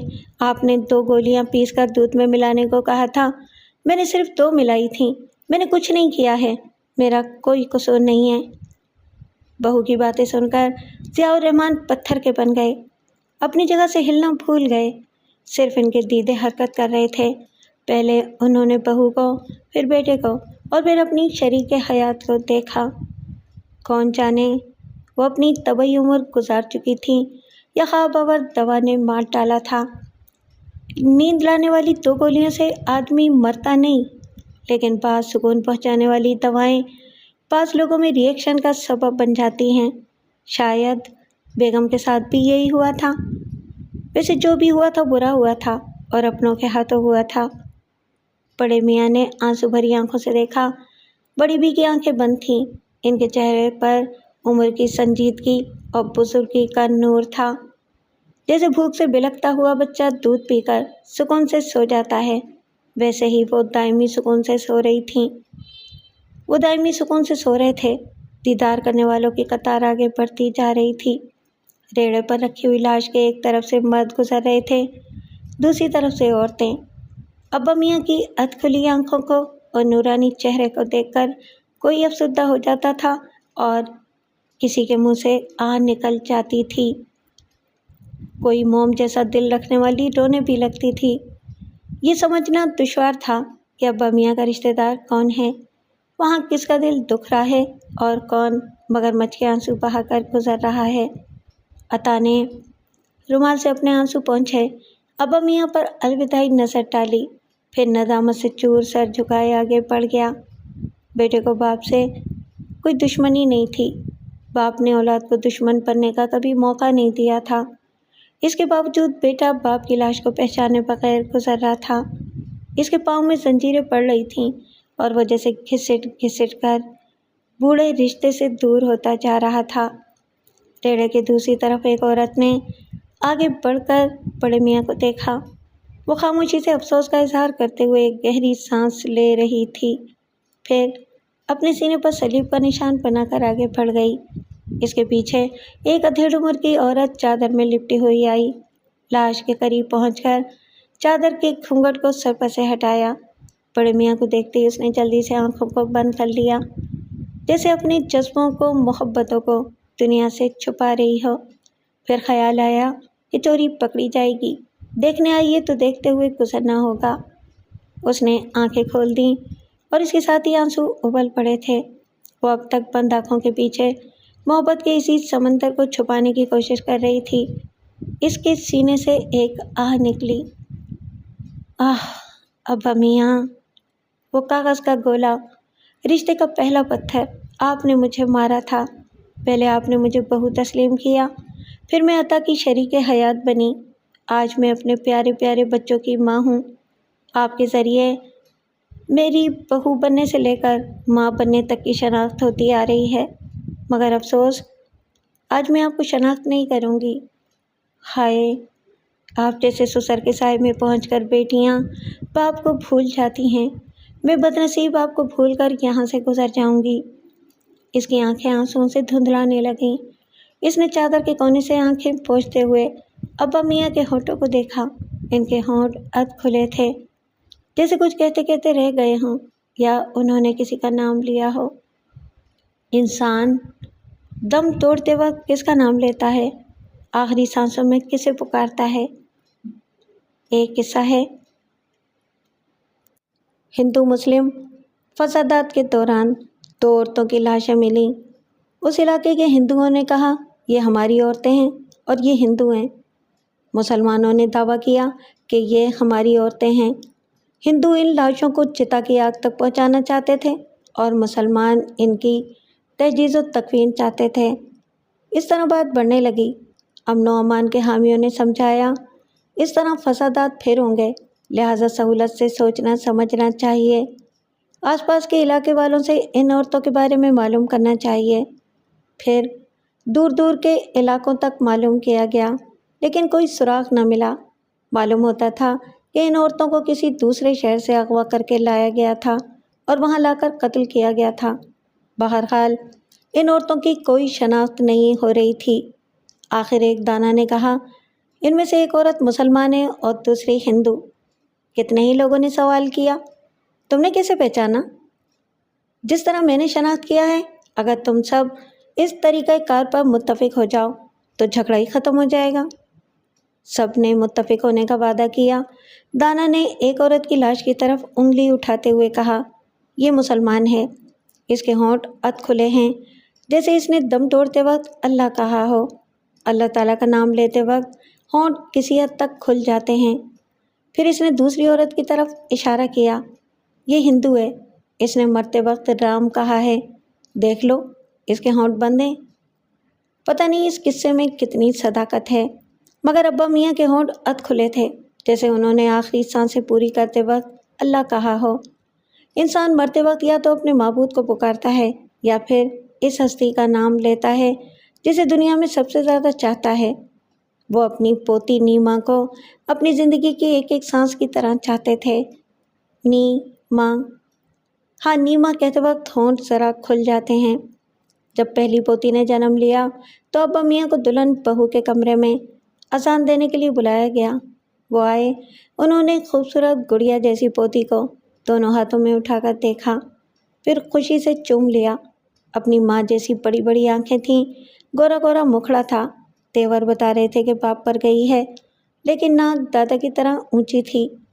انہوں نے کنکھیوں سے بہو کو دیکھا، وہ چادر اوڑھے لیٹی ہوئی تھی۔ شاعر ہو، مصور ہو، کوئی بھی تخلیق کار ہو، اپنی شاہکار تخلیق پر ناز کرتا ہے، فخر سے سینہ تان کر گردن اکڑا کر چلتا ہے، بھری محفل میں مقرر داد وصول کرتا ہے۔ لیکن عورت خوبصورت سے خوبصورت بچے کو جنم دے کر اس دنیا میں شاہکار حسن کا اضافہ کر کے بھی نظریں نیچی کیے شرماتی ہے، عاجزی کا اظہار کرتی ہے۔ بڑے میاں نے زیر لب اذان دینے کے بعد کہا میری پوتی کا نام نہیں ماں ہوگا۔ نجو، دائی ماں اور عطا نے انہیں حیرانی سے دیکھا۔ دائی ماں نے پوچھا ہائے، یہ نہیں ماں کون سا نام ہوا؟ ان دنوں بڑی میاں کے اگلے 2 دانت ٹوٹ گئے تھے، ایک طرف کی داڑھ میں تکلیف تھی، کچھ کہتے وقت منہ سے ہوا نکل جاتی تھی۔ انہوں نے سنبھل کر کہا نہیں ماں بھلا کوئی نام ہوتا ہے، میں تو نئی ماں کہہ رہا ہوں۔ عطا نے کہا سمجھ گیا، آپ زمانے کے ساتھ چلتے ہیں، آپ نے ماڈرن نام رکھا ہے نیما۔ نجو نے کہا آپ سمجھے نہیں، ابا میاں نے اس کا نام نعیمہ رکھا ہے۔ انہوں نے ہاں ہاں کے انداز میں سر ہلایا۔ بہو ان کی باتیں سمجھ لیتی تھی۔ پوتی کا نام نعیمہ تو نہیں ہوا، مگر نعیمہ بھی صرف برتھ سرٹیفکیٹ میں رہا، سب اسے نیما کہنے لگے۔ نیما کے 2 برس بعد ایک پوتا ہوا، اس کا نام بابر رکھا گیا۔ 3 برس کے بعد دوسرا پوتا ہوا، اس کا نام ہمایوں منتخب ہوا، اور پھر 3 برس بعد اکبر پیدا ہوا۔ بیٹے اور بہو مغلیہ خاندان کی تاریخ دہراتے جا رہے تھے اور بڑے میاں اس خاندان کو اپنے سائے میں پروان چڑھا رہے تھے۔ انہیں نہلاتے دھلاتے کھلاتے پلاتے اور پڑھاتے لکھاتے تھے، اسکول تک لاتے لے جاتے تھے۔ بہو صرف پکاتی کھلاتی تھی اور انسانی تاریخ کو رواں تواں رکھنے کے لیے اپنی صحت کا خیال رکھتی تھی۔ نیما کی پیدائش پر خوش ہو کر انہوں نے بہو کے ہاتھ میں آخری پونجی رکھ دی تھی اور بیٹے سے کہا تھا، لو، اسے سوچ سمجھ کر استعمال کرو، دیانتداری سے کاروبار کرو، اللہ برکت دے گا۔ عطا نے آنگن کے ایک گوشے میں سڑک کے رخ پر دکان کے لیے 4 دیواری اٹھائی، پھر تھوک دکانداروں سے مال خرید کر لانے لگا۔ ضیاء الرحمن نے کہا، بیٹے، میں سلمیٰ کے ہاں گیا تھا۔ رحمان کو ابھی تک مستقل ملازمت نہیں ملی ہے، کبھی کبھی دہاڑی پر کام مل جاتا ہے، 2-4 دن کام پر جاتا ہے اور پھر کام سے چلا جاتا ہے۔ ابا میاں، میں رحمان بھائی کو 2 بار چونا مارکیٹ کی دکانوں میں لے گیا، لیکن وہ سیلز مین کی نوکری کرنا نہیں چاہتے۔ دوسروں میں اور اپنوں میں بڑا فرق ہوتا ہے۔ اگر ہم اپنے دکان میں رکھ لیں تو تم مال لایا کرو گے، وہ بیچا کرے گا، دکان تمہاری ہی رہے گی۔ نہیں ابا میاں، رشتہ داروں کے بیچ کاروبار اور کاروبار کے بیچ رشتہ داری برائی لاتی ہے۔ انہوں نے بہو سے کہا، بیٹی، تم ہی اسے سمجھاؤ، سلمیٰ کے لیے کچھ تو کرنا ہی ہوگا۔ عطا نے کہا، نجو کاروبار کو کیا جانے، ابھی دکان کھولی نہیں ہے، آمدنی کا 1 پیسہ ہاتھ میں نہیں آیا ہے۔ رحمان بھائی کو سیلز مین بنا کر رکھیں گے تو دکان پر غیر ضروری بوجھ پڑے گا۔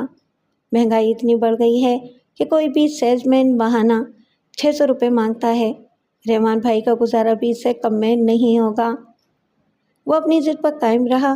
کاروبار میں وہی پکا ہوتا ہے جو ضدی اور مستقل مزاج ہو، صرف اپنے منافع پر نظر رکھتا ہو۔ عطا نے اچھے انداز میں دکان شروع کی۔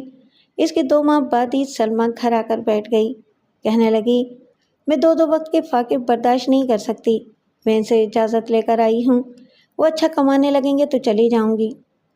سلمیٰ بوجھ نہیں تھی، آخر اپنی تھی، شادی سے پہلے گھر بھر کی محبتوں کا مرکز تھی۔ بیٹی شادی کے بعد شوہر کے گن گاتی ہے، میکے کو ثانوی حیثیت دیتی ہے، اس لیے سلمیٰ بھی میکے میں ثانوی ہو گئی تھی۔ اب ولیت نجو کو حاصل تھی۔ بہرحال بیٹی تھی، کوئی پھینکنے کی چیز نہیں تھی، اس کے برے وقت میں اسے گلے لگانا تھا، سو لگا لیا۔ چند ماہ بعد عطا نے کہا، ابا میاں، میری آمدنی ماری جا رہی ہے، دکان کے گلے میں سے 10-20 روپے غائب رہتے ہیں۔ انہوں نے ہچکچاتے ہوئے کہا، یہ کیا کہہ رہے ہو؟ جو کہہ رہا ہوں اسے آپ سمجھ رہے ہیں۔ انہوں نے سر جھکا کر کہا، مجھ سے بیٹی کے آنسو نہیں دیکھے جاتے، وہ شوہر کے لیے گھل رہی ہے، رحمان کو کام کی تلاش میں بسوں میں آنا جانا پڑتا ہے، پھر اس کے پان سگریٹ چائے کا اوپری خرچ ہے، وہ ہمارے آگے ہاتھ نہیں پھیلا سکتا۔ سلمیٰ اسے چپ چاپ دے دیا کرتی ہے، اس طرح داماد اپنا بھرم رکھ لیتا ہے۔ عطا نے باپ سے بحث نہیں کی، چپ چاپ ان کے آگے دکان کی چابی پھینک کر گھر میں چلا گیا۔ گھر میں ایسے جھگڑے ہوتے ہی رہتے ہیں۔ ابا میاں نے شام تک اسے منا لیا۔ وہ دکان چند ماہ تک جھاگ کی طرح ابلی اور پھر بیٹھنے لگی۔ جب بالکل ہی بیٹھ گئی تو ابا میاں نے پوچھا، یہ کیا ہو گیا؟ اور کیا ہوتا، جو منافع ہوتا ہے وہ ہم کھا جاتے ہیں، جو مال ادھار لاتا ہوں اس کی ادائیگی کر دیتا ہوں، کاروبار بڑھاتے رہنے کے لیے رقم کی ضرورت ہوتی ہے۔ میں نے تمہیں 4,500 روپے دیے تو تھے، آپ نے 5 برس پہلے یہ رقم دی ہوتی تو وہ زمانہ کچھ اور تھا، مہنگائی آج جیسی نہیں تھی۔ 5,000 کا مال خریدنے سے مہاجن اور 5,000 کا مال ادھار دیتے تھے، 10,000 میں دکان اوپر سے نیچے تک بھر جاتی تھی۔ اب 10,000 میں دکان کا ایک کونا بھی نہیں بھرتا، پھر بھی میں نے ذاتی تعلقات کی بنا پر 15,000 سے دکان بھرتی تھی، مگر دیکھ لیجئے ہم سب نے اسے دیمک کی طرح چاٹ لیا۔ ایسے وقت سبھی باتیں بناتے ہیں، تم اپنی نااہلی تسلیم نہیں کرو گے۔ اسی دن کے لیے سمجھاتا تھا کہ تجربہ کرو، تجربہ کرو اور تجربہ کرو، اور کے بعد اور تجربہ حاصل کرنے کا نتیجہ کیا ہوا؟ آپ کے 4,500 روپے 5 برس کے بعد 2,500 کے برابر ہو گئے۔ مہنگائی کا یہی عالم رہا تو اور 5 برس کے بعد 4,500 450 کے برابر ہو جائیں گے۔ آپ نے یہ نہیں سوچا کہ مہنگائی جتنی بڑھتی جائے گی، صندوق میں منجمد رقم کی قوت خرید کمزور پڑتی جائے گی۔ وہ شخص خوددار لہجے میں بولے، رقم بھی میری گئی، قصوروار بھی میں ہی ٹھہرا، बहस फजूल थी, रकम को डूबना था, डूब गई। अता एक माह तक हाथ पर हाथ धरे बैठा रहा। आखिर पहुंची वहीं पे खाक जहां का खमीर था। इसके मुस्ताक उसने सेल्समैन का काम पकड़ लिया। बेशक रकम डूब जाती है, तजुर्बा कभी नहीं डूबता। आखिर मुलाजमती काम आई। नीमा 8 बरस की हुई तो अता की तनख्वाह 800 रुपये हो गई, लेकिन तनख्वाह से ज़्यादा बच्चों में इजाफा हुआ, अखराजात दुगने हो गए। गोद के बच्चे को ऊपरी दूध पिलाना मुश्किल हो गया। दूध का डब्बा पहले 40 रुपये में आता था, वो 45 का हुआ, फिर 55 का हुआ और फिर बढ़ते बढ़ते 70 रुपये का हो गया। नीमा 16 बरस की हुई तो महंगाई शबाब पर थी। अब घर में कभी एक वक्त कभी 2 वक्त के फाके होने लगे। बच्चों को भूख से रोते देखकर बड़े मियाँ तड़प जाते थे। कभी कमरे में टहलते थे, कभी आंगन में आ जाते थे। अब आंगन में कोई गुलाब नहीं खिलता था, पौधे मुरझा गए, इनकी देखभाल नहीं होती थी। बड़े मियाँ दिन भर मारे मारे फिरते थे, सोचते थे कि इस बुढ़ापे में भी कहीं 4 पैसे का काम मिल जाए तो बच्चों को एक वक्त के फाके से बचा लेंगे, इनके लिए कपड़े सिलवा सकेंगे। सबसे ज़्यादा फिक्र नीमा की थी। उन्होंने इससे पहले अपने आंगन में सलमा को खिलते देखा, फिर बहू रानी के चेहरे को गुलाब सा खिलते हुए देखा। अब नीमा की बारी आई तो वो जर्द पड़ती जा रही थी। एक रोज़ सुबह चाय तक न मिली, अतः भूखा ही काम पर चला गया। दोपहर को भी चूल्हा न जला। बच्चे रोने लगे। नज्जो ने समझाया, सब्र करो, तुम्हारे अब्बू शाम को तनख्वाह और खाने का सामान लाएंगे। नीमा ने इनके पास आकर आस्तिकी से कहा, दादा मियाँ, अब्बू की तनख्वाह 1 हफ्ते बाद मिलेगी, अम्मी झूठ बोल रही हैं। इन बच्चों का पहाड़ जैसा वक्त झूठे दिलासों से गुजारा जा सकता है, लेकिन शाम तो होगी, फिर अब्बू खाली हाथ आएंगे तो क्या होगा? क्या होगा? वो अंदर ही अंदर लरस गए। थोड़ी देर बाद शाम होने वाली थी। बच्चे अभी से निढाल हो गए हैं। नन्ना औरंगजेब रह रह कर बिलख रहा है। वो आसमान की तरफ देखने लगे, सोचने लगे कि कैसा ज़माना आ गया है। वो कौन लोग हैं जो कहते हैं कि हमारे मुल्क में कोई भूखा नहीं सोता? क्या इसलिए कहते हैं कि हम सफ़ेद पोश हैं? अपनी अना की खातिर मर जाना पसंद करते हैं, मगर ये सुनना पसंद नहीं करते कि हम घर के अंदर फटा पुराना पहनकर भूखे रहते हैं। दरअसल हम अपनी सही शनाख्त पेश नहीं करना चाहते। हम सफ़ेद पोशी का भरम रखने वाले अपनी ज़बान से घर की लंका ढाना नहीं चाहते। वो घर से निकल पड़े। सोचा, अब बच्चों के लिए खाने को कुछ लेकर ही आएंगे, वरना नहीं आएंगे। बाहर निकलकर सड़क के किनारे चलते हुए सोचा, कहाँ खाना मिलेगा, किससे कर्ज मांगी। अब्दुर्रहमान ने जाने कैसी हेर फेरी की थी कि पाकिस्तान से निकलकर सऊदी अरब पहुंच गया था। खूब कमाने लगा था। बाद में उसने सलमा को भी बुला लिया था। दुखड़ा रोने के लिए बेटी भी नहीं रही थी। ले दे के बिरादरी वाले थे। वहाँ पहले ही किसी से 10, किसी से 5 और किसी से 50 रुपये ले चुके थे। पहला कर्ज अदा किए बगैर मुंह खोलते हुए शर्म आती थी। वो चलते चलते चनेसर खाल्ट रेलवे प्लेटफॉर्म पर पहुंच गए। लोकल ट्रेन से कितने ही लोग उतर रहे थे और चढ़ रहे थे। फेरी वाले एक कंपार्टमेंट में से निकलकर दूसरे में जाकर चने, मूंगफली, अमरूद और दवाइयाँ वगैरह बेच रहे थे। ज़ियाउर-रहमान ने सर दाव भरकर सोचा, काश मैं इज़्ज़तदार घराने से ताल्लुक़ ना रखता। फेरी के लिए निकलूँगा तो हल्लों में डरता रहूँगा कि बिरादरी के किसी इज़्ज़तदार ने देख लिया तो क्या होगा। शाम के 6 बज चुके थे। अंधेरा फैल रहा था। कानों में नन्हे औरंगज़ेब के रोने बिलखने की आवाज़ आ रही थी। लोकल ट्रेन ने जाते हुए सीटी बजाई। यूँ लगा कि बहू ने ज़ोर की चीख मारी हो। अब्बा मियाँ, जल्दी आइए, मेरे बच्चे को क्या हो गया है? दीदे उलट गए हैं, कुछ बोलता नहीं है। वो तड़प कर इधर उधर देखने लगे। जी में आया किसी खुशपोश के आगे हाथ फैला दें, लेकिन ये इरादा करते ही शर्म से ज़मीन में गड़ने लगे। सच है, शरीफ आदमी गुर्बती नहीं, शराफत भी उसे मार डालती है। उन्होंने बहुत दूर रेलवे लाइन के पार देखा। वहाँ रंग बिरंगे कुमकुमे थे। तेज़ रोशनी में बड़ा सा शामियाना नज़र आ रहा था। यकीनन कोई खुशी की तकरीब होगी। मेहमानों को खाना کھلانے پلانے کا انتظام ہوگا۔ ان کے قدم ادھر اٹھنے لگے۔ وہ مانگ نہیں سکتے تھے، مہمانوں میں شریک ہو کر پیٹ تو بھر سکتے تھے، مگر وہ اپنے لیے نہیں، اپنی اولاد کی اولاد کے لیے بھوکے تھے۔ ان کے سامنے دنیا جہان کی نعمتیں رکھ دی جاتیں، تب بھی وہ پوتی پوتوں کو چھوڑ کر کھا نہیں سکتے تھے۔ سب کچھ سمجھتے ہوئے بھی اس یقین سے جا رہے تھے کہ وہ اوپر والا دینے پر آتا ہے تو کسی نہ کسی بہانے ضرور دیتا ہے۔ آج بچے بھوکے نہیں سوئیں گے۔ شامیانے کی تیز روشنی میں پہنچ کر اچانک ہی شرم آنے لگی۔ کچھ لوگ انہیں دیکھنے لگے۔ محفلوں میں ایسا ہوتا ہے، لوگ کسی کے منتظر ہوتے ہیں تو ہر آنے والے کو دیکھتے ہیں۔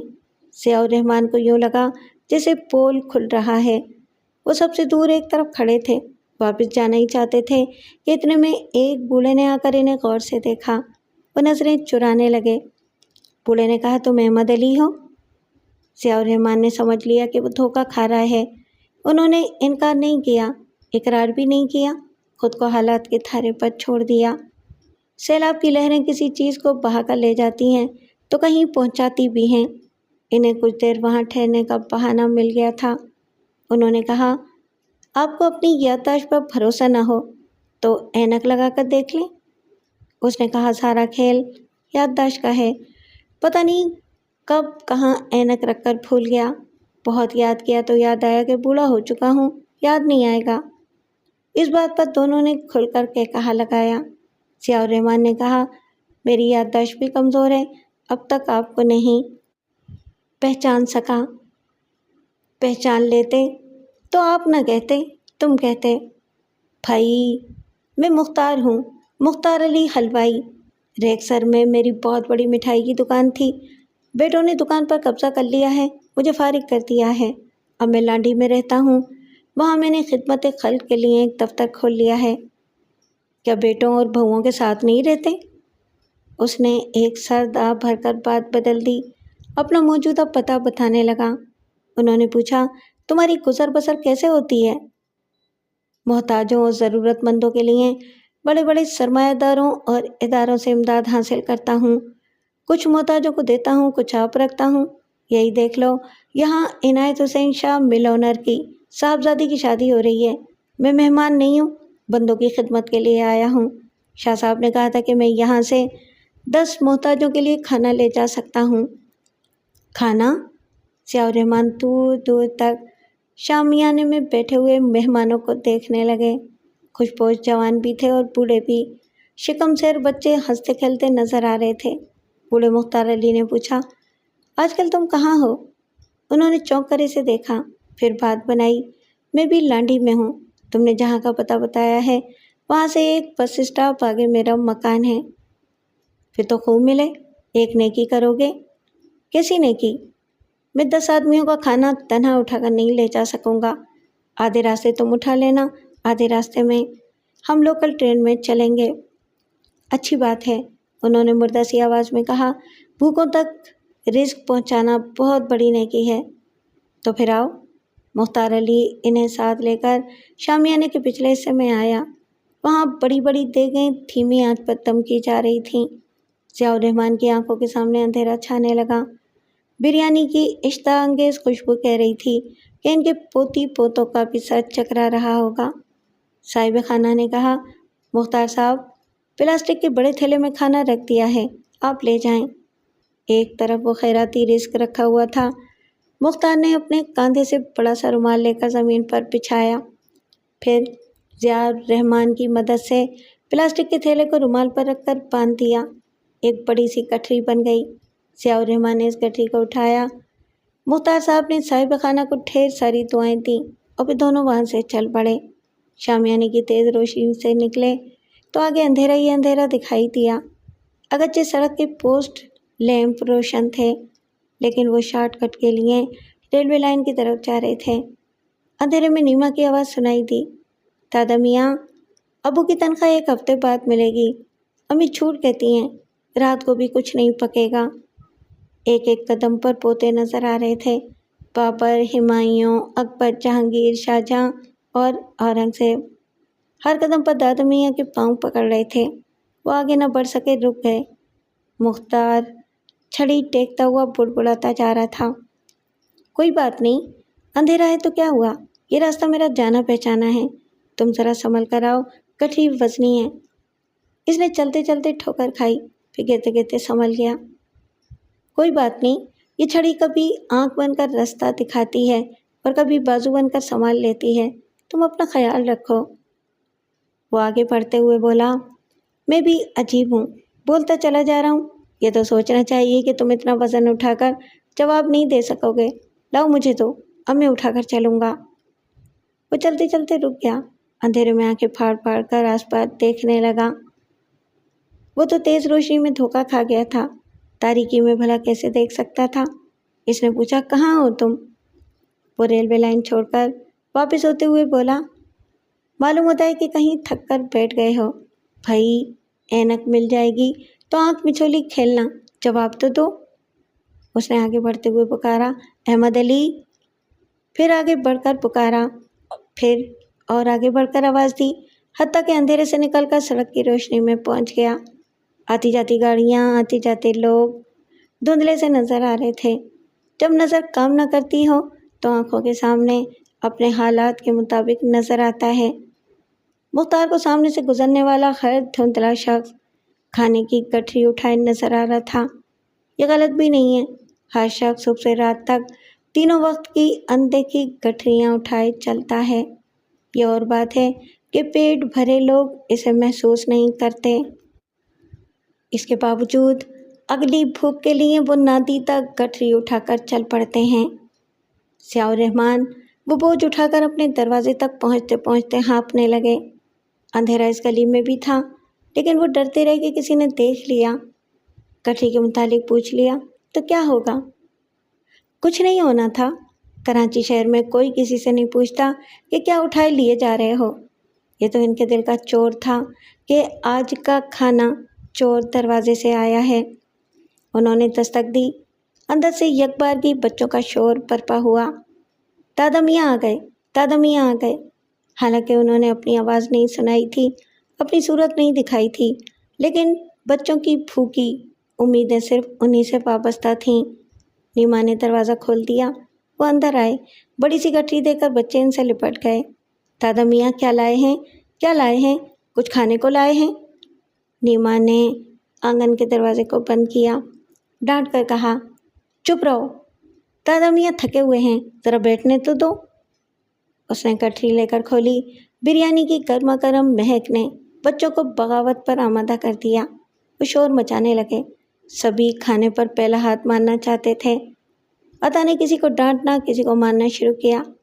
बड़े मियाँ ने हाँफते हुए कहा, ना मारो, माना कि तुम बाप हो, इनके अन्नदाता हो, लेकिन तुम्हें घर के बाहर शिकम सहरी का ढोंग रचाने का हक है, तो इन मासूमों को भूख से बिलखने का भी हक है। इनसे इनका हक तो न छीनो। बहू ने बर्तनों में खाना डालकर बच्चों के आगे रख दिया। वो इतनी जल्दी जल्दी खा रहे थे जैसे पहली बार खाने की नेमत को समझ रहे हों। नज्जो ने अब्बा मियाँ के सामने भी बिरयानी की प्लेट रख दी। वो सबसे भूखे थे मगर खाने को हाथ नहीं लगाया। वो बच्चों को देखते जा रहे थे और रोते जा रहे थे। बहू पास आकर बैठ गई। इनके घुटने पर हाथ रखकर कहा, आप बच्चों पर जान देते हैं, आप ये ना लाते तो वो आगे कह ना सकी, फूट फूट कर रोने लगी। नीमा खाते खाते रुक गई। इसने ज़रा देर इन्हें रोने दिया, फिर अपनी प्लेट में से एक लुकमा दादा मियाँ की तरफ बढ़ाते हुए कहा, आप खाएंगे तो मैं खाऊंगी। उन्होंने भीगी आंखों से पोती को देखा, शफकत से उसके सर पर हाथ रखा, फिर उसके हाथ से पहला लुकमा मुंह में रख लिया। अता ने कहा, मैंने सेठ से 50 रुपये उधार मांगे थे, उसने 20 दिए। अच्छा हुआ 20 ही दिए, 50 मिलते तो जेब कतरा 50 ले जाता। क्या जेब कट गई? जवाब में बदनसीबी का सन्नाटा छा गया। थोड़ी देर बाद नीमा ने पूछा, आप इतना खाना कहाँ से लाए हैं? हाँ? उन्होंने हिचकिचाते हुए नीमा को देखा, फिर झुककर लुकमा उठाते हुए बोले, अच्छे बच्चे खाते वक्त बातें नहीं करते। बहू ने पूछा, कुछ मालूम तो हो? बेटे, ये रिस्क है, ये बराह रास्त कुछ लोगों की प्लेटों में पहुंच जाता है और बिलवास्ता کچھ لوگوں کی جھولیوں میں پہنچتا ہے۔ رزق سب کے لیے ہے، صرف پلیٹ اور جھولی کا فرق ہے۔ بیٹے اور بہو کو چپ لگ گئی۔ وہ سوچ سوچ کر یوں لقمے اٹھانے لگے جیسے رزق نہیں بوجھ اٹھا رہے ہوں۔ کھانے کے بعد بچے نڈھال ہو گئے، بستروں پر جاتے ہی سو گئے۔ گرمی کا موسم تھا، بڑے میاں آنگن میں چرپائی پر لیٹے ہوئے تھے۔ بیٹے اور بہو کو آتے دیکھ کر اٹھ گئے۔ آؤ بیٹے بیٹھو۔ وہ دونوں ان کے پائیں بیٹھ گئے، ایک دوسرے کو دیکھنے لگے۔ وہ کچھ کہنا چاہتے تھے اور کہہ نہیں پا رہے تھے۔ انہوں نے پوچھا، کیا بات ہے؟ عطا نے پوچھا، آپ وہ کھانا کہاں سے لائے تھے؟ وہ ایک گہری سانس لے کر بولے، بعض معاملات کو اوپر ہی اوپر سمجھ لیا جائے، ان کی تہہ میں پہنچنے سے باز رہا جائے تو کسی کا بھرم رہ جاتا ہے۔ کسی نے آپ کو دیکھا ہو تو بڑی بدنامی ہوگی۔ کسی نے نہیں دیکھا ہے، اندھیری رات ہے، کوئی دیکھ بھی لیتا تو کیا ہوتا؟ شریف لوگوں سے کوئی نہیں پوچھتا کہ وہ اپنی گٹھری میں، بریف کیس میں یا جیب میں کیا لے کے جا رہے ہیں۔ نجو نے اپنے سر پر آنچل رکھا، پھر ان کے پاؤں دابنے لگی۔ انہوں نے خوش ہو کر کہا، اللہ تمہیں خوش رکھے بیٹا، ہم سب ذہنی طور پر تھکے ہوئے ہیں، لیٹتے ہی نیند آ جائے گی، جاؤ اپنے کمرے میں آرام کرو۔ وہ دونوں بیٹھے رہے۔ ابا میاں کی باتوں سے ان کی تسلی نہ ہوئی تھی۔